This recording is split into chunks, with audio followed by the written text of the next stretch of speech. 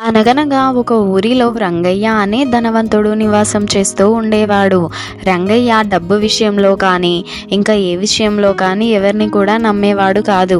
డబ్బు విషయంలో అయితే చాలా జాగ్రత్తగా ఉండేవాడు. ఈ రోజు సుబ్బయ్యకి నేను డబ్బులు పంపించాలి. ఎలా పంపించాలి? నాకేమో పొలం దగ్గర పని ఉంది. రామయ్య ఉన్నాడు కదా, వాడికి డబ్బులు సంచి ఇచ్చి పంపిస్తాను. ఈ బ్యాగులో డబ్బులున్నాయని చెప్పకుండా బజ్జీలున్నాయని చెప్పి పంపిస్తాను. రంగయ్య గారు, పొలం పని పూర్తయిందండి. ఇంకా కూలీలను పెట్టి కలుపు తీస్తే అయిపోతుంది. అవునారా రామయ్య?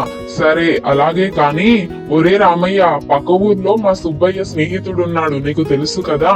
నువ్వు పక్క ఊరికి వెళ్లి ఈ బ్యాగుని ఆ సుబ్బయ్యకి ఇవ్వరా. మీ స్నేహితుడు సుబ్బయ్య పక్క ఊర్లో ఉంటాడు. అతనా రంగయ్య గారు? అతను నాకు తెలుసండి. అయినా కానీ మీరే వెళ్లి ఇవ్వచ్చు కదా.